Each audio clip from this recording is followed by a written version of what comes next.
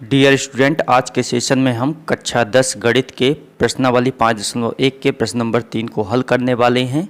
प्रश्न नंबर 3 दिया हुआ है, निम्नलिखित में से कौन कौन एपी है? यदि कोई एपी है तो इसका सार्वअंतर ज्ञात कीजिए और इनके 3 और पद ज्ञात कीजिए। तो यहाँ पर हमारे पास कोई एक श्रेणी दी हुई होगी जिसको हम सबसे पहले हम चेक करेंगे कि क्या वह एपी है और समांतर श्रेणी है कि नहीं। और अगर समांतर श्रेणी है तो उसका सार्वअंतर ज्ञात करेंगे और उसके बाद आगे के 3 और पद लिखेंगे।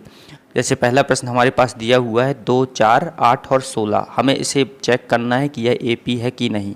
तो इसमें लिखेंगे कि दी गई श्रेणी, जो हमारे पास श्रेणी दी हुई है वो दी हुई है 2, 4, 8 और 16। अब इसमें सबसे पहले हमें सार्वअंतर ज्ञात करना है। सार्वअंतर जब ज्ञात करेंगे तो सार्वअंतर के लिए दूसरे पद से पहले पद को घटाते हैं एक बार। तो दूसरा पद हमारे पास 4 है, पहला पद 2 है, तो 4 से पहले 2 को घटाएंगे तो 2 आ गया। और इसी प्रकार से दूसरे स्टेप में तीसरे पद से दूसरे पद को घटाते हैं। तो तीसरा पद हमारे पास 8 दिया है और दूसरा पद 4 दिया है, तो 8 माइनस 4 घटाने पर 4 आ गया। अब देखिए A2 से A1 को घटाने पर 2 आता है, जबकि A3 से A2 को घटाने पर 4 आता है। दोनों ही समान नहीं है, अतः यह AP नहीं कहलाएगी, क्योंकि इसमें सार्वअंतर निकालना मुश्किल है। चूँकि A2 माइनस A1 बराबर नहीं है A3 माइनस A2 के, अतः यह श्रेणी AP में नहीं है, समांतर श्रेणी में नहीं है। इसका आंसर हो जाएगा। अगर यहाँ पर ये दोनों बराबर होते तो D का मान मिल जाता और उसके बाद हम इसमें से A का मान निकालते और आगे के 4 पद लिख देते। इसका दूसरा प्रश्न दिया है 2, 5/2, 3 और 7/2। इसको भी हम चेक करते हैं कि यह एपी में है कि नहीं है। तो लिखेंगे दी गई श्रेणी 2, 5/2, 3 और 7/2 है। अब इसमें सबसे पहले हमें सार्वअंतर ज्ञात करना है इसमें। तो सार्वअंतर के लिए हमें सार्वअंतर के लिए A2 से A1 को घटाएंगे, मतलब दूसरे पद से पहले पद को घटाएंगे। दूसरा पद है हमारे पास 5/2 माइनस 2। इसको जब घटाएंगे तो इसके नीचे हमने 1 लगा दिया 2 के नीचे। अब इसका हमने एलसीएम लिया तो 2 आया, इसका गुणा इसमें 5 और इसका गुणा इसमें 4। 5 से 4 घटा तो 1/2 आया। इसी प्रकार से A3 माइनस A2, मतलब तीसरे पद से दूसरे पद को भी घटाएंगे।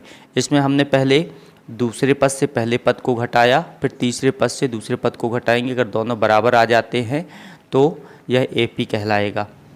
तो तीसरा पद है हमारे पास 3 माइनस और दूसरा पद है 5/2। इसका भी हमने 1 करके एलसीएम लिया तो 2 आया एलसीएम।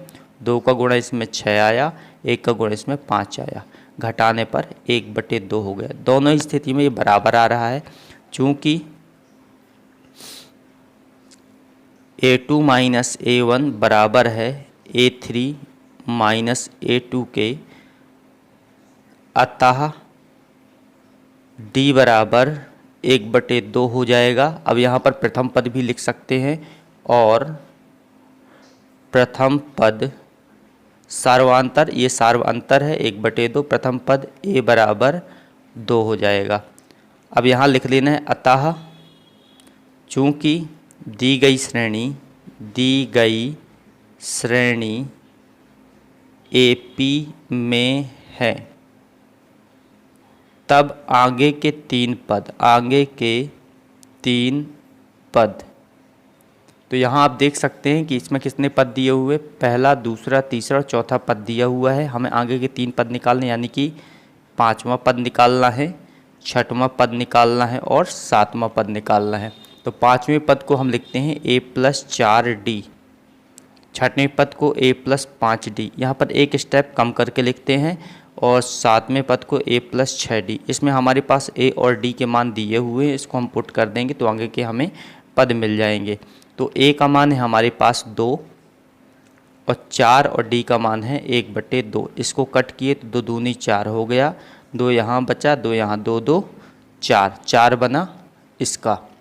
a + 5d को 2 + 5 गुणे 1/2, तो 2 यहाँ पर आया, 5 का गुणा इसमें हो जाएगा, ये कट नहीं रहा है तो 5/2। अब इसका भी एलसीएम लेंगे तो 2 आएगा, 2 का गुणा इसमें, 2 दूनी 4 + 5 बराबर 9/2, ये हो जाएगा इसका छठवां पद। सातवां पद हो जाएगा 2 + 6 गुणे 1/2, 2 से भाग दिए 3 आया, तो 2 धन 3 बराबर 2 3 5 हो गया। तो ये हो गया इसका सातवां पद। अभीष्ट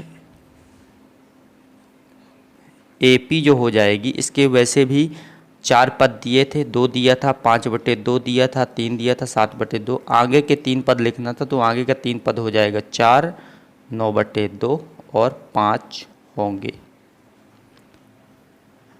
तो इस प्रकार से इस सवाल को हल करेंगे। इसका अगला प्रश्न दिया हुआ है -1.2, -3.2, -5.2 और -7.2।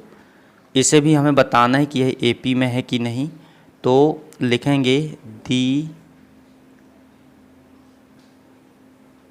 दी गई श्रेणी, ये समांतर श्रेणी नहीं लिखेंगे, इसको श्रेणी लिखेंगे, क्योंकि अभी ये पता नहीं है कि श्रेणी समांतर श्रेणी में है कि नहीं, तो इसे श्रेणी ही लिखा जाएगा।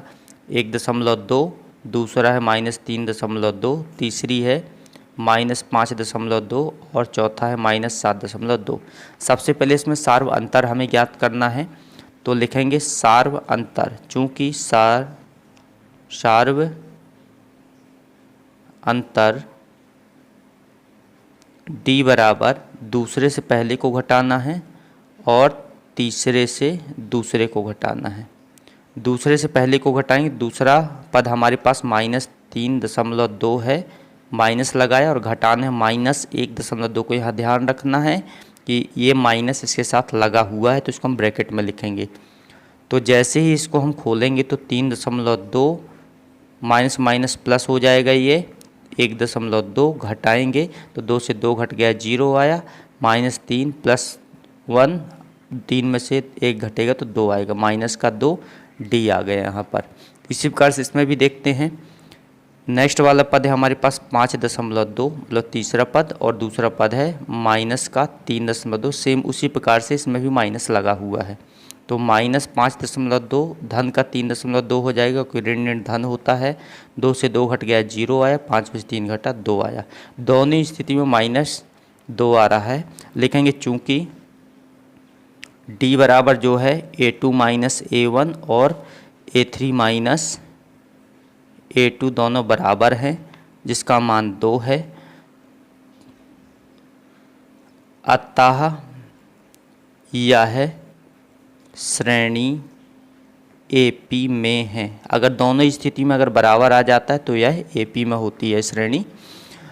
और तब हमें पता चला यहाँ पर प्रथम पद, इसका प्रथम पद मतलब a बराबर -1.2 होगा और सार्व अंतर यानी कि d बराबर हो जाएगा -2 d है। अब हमें आगे के 3 पद लिखना है, तो हमारे पास 4 पद ऑलरेडी दिए हैं, आगे के 3 पद लिखना है, मतलब 1 2 3 4 तक दिया है। तब आगे के 3 पद A5, A6 और A7, तो A5 जो है A + 4D लिखा जाएगा इसको, A6 को A + 5D लिखा जाएगा और A7 को A + 6D लिखा जाएगा। A का मान है हमारे पास -1.2 + 4 और D का मान है -2। तो जब इसको हल करेंगे तो 1.2 ये आया और 4 दूनी 8, -8 ऋण ऋण धन होता है, तो -9.2 आ जाएगा यहाँ पे। A5 आ गया -9.2, A6 आएगा -1.2, 5 गुणे -2, इसका गुणक है 5 दूनी 10, मतलब 1.2 - 10 मतलब -11.2, 10 1 11। इसी प्रकार से A + 6D को लिखना है, तो 1.2 धन 6 गुणे -2 आ जाएगा, 1.2 और 6 दूनी 12, तो इसको जोड़े ऋण ऋण धन बस 13.2।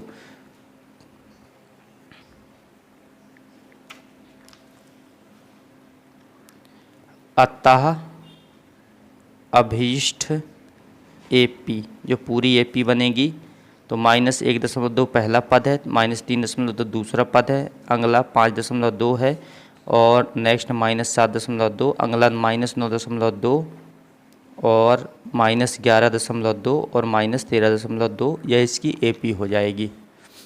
आई होप आज का सेशन समझ में आया होगा। यदि आप अभी तक हमारे इस चैनल पर नए हैं और आपने हमारे इस चैनल को सब्सक्राइब नहीं किया है तो हमारे चैनल को सब्सक्राइब कर दें, वीडियो को लाइक करें और शेयर करना बिल्कुल ना भूलें। मिलते हैं नेक्स्ट सेशन में, तब तक के लिए जय हिंद, जय भारत।